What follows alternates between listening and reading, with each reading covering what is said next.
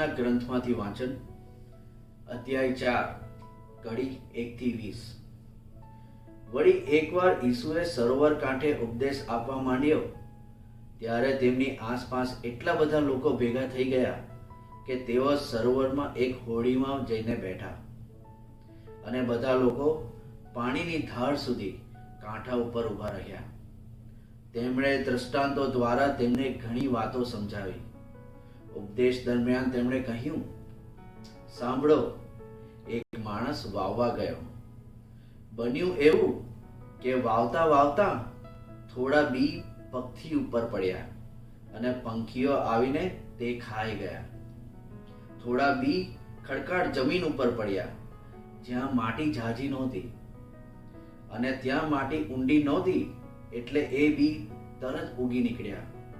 પણ તડકો નીકળ્યો એટલે કરમાઈ ગયા. એને મૂળ બાજ્યા નહોતા એટલે સુકાઈ ગયા. કેટલાક બી કાંટા ઝાખરામાં પડ્યા, અને ઝાખરા ફાલ્યા એટલે તે ગુંગળાઈ ગયા, અને પાક બેઠો નહીં. પણ કેટલાક બી સારી જમીનમાં પડ્યા અને ઉગી નીકળ્યા તથા ફાલ્યા, અને તેને પાક આવ્યો. કેટલાકને 30 ગણો, કેટલાકને 60 ગણો, અને કેટલાકને તો 100 ગણો. અને તેમણે કહ્યું, જેને સાંભળવાને કાન હોય તે સાંભળે. જ્યારે ઈસુ એકલા પડ્યા ત્યારે 12 શિષ્યોએ અને બીજા અનુયાયીઓએ દ્રષ્ટાંતો વિશે પૂછ્યું. એટલે તેમણે કહ્યું, તમને ઈશ્વરના રાજ્યનું રહસ્ય જાણવાનું સદભાગ્ય પ્રાપ્ત થયું છે, પણ બહારના લોકોને બધું દ્રષ્ટાંત દ્વારા સમજાવવામાં આવે છે, જેથી તેઓ જો કરે પણ દેખે નહીં, સાંભળ કરે પણ સમજે નહીં, રખે ને કદાચ તેઓ ઈશ્વર તરફ વળે અને તેમને માફી બક્ષવામાં આવે. પછી ઈસુએ કહ્યું, તમે આ દ્રષ્ટાંત નથી સમજતા? તો તમે બીજા દ્રષ્ટાંતો કેવી રીતે સમજશો? વાવનાર એટલે ઈશ્વરની વાણી વાવનાર. પગથી ઉપર પડેલા બી એટલે એવા માણસો જેમનામાં એ વાણી વાવવામાં આવી છે, પણ જેમણે એ સાંભળી કે તરત જ શૈતાન આવીને તેમનામાં વાવેલી વાણી ઉપાડી જાય છે.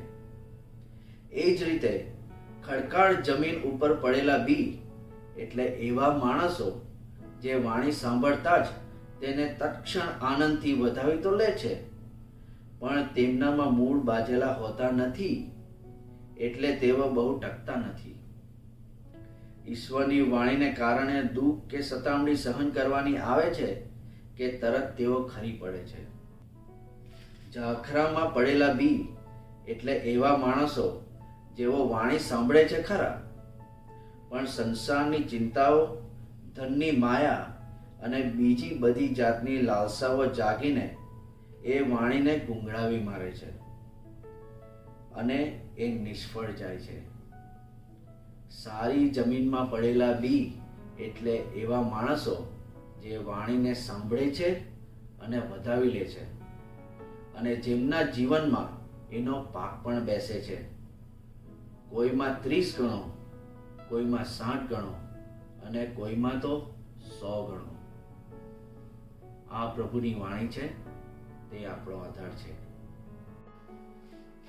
તો મિત્રો, આ બીજ એટલે કે પ્રભુની વાણી, અને જુદી જુદી પ્રકારની જમીન એટલે જુદી જુદી રીતે પ્રભુના વચનોનો અમલ કરવાની રીત.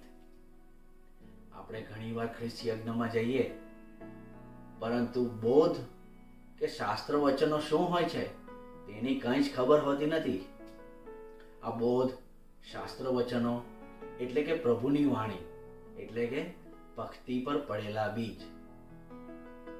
આપણે બોધ તો સાંભળીએ પણ સમજીએ નહીં, અને એ જ તકની રાહ જોઈને બેઠેલો શૈતાન આ તકનો લાભ ઉઠાવી જાય છે.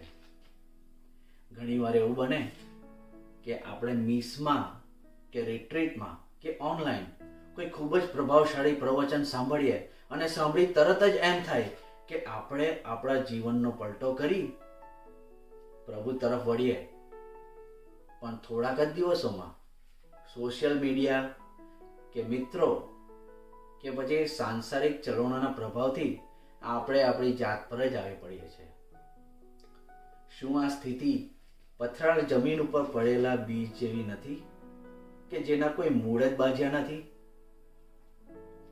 ઝાંખરામાં પડેલા બીજ એટલે એવા માણસો જેઓ પ્રભુની વાણી સાંભળે છે અને પોતાના જીવનમાં અપનાવવાની કોશિશ પણ કરે છે, પરંતુ સાંસારિક વિટંબણાઓ, ખ્રિસ્તી વિરોધી અત્યાચારો અને વ્યવસાયિક કે કૌટુંબિક જવાબદારીઓ હેઠળ તેઓ નાસીપાસ થઈ જાય છે.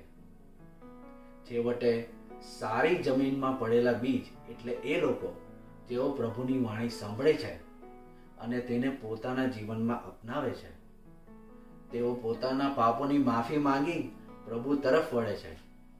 તેમની શ્રદ્ધા દ્રઢ હોય છે અને તેઓ અન્ય ભટકેલા ઘેટાઓને પ્રભુ તરફ વાળવા મદદરૂપ બને છે. જય ઈસુ.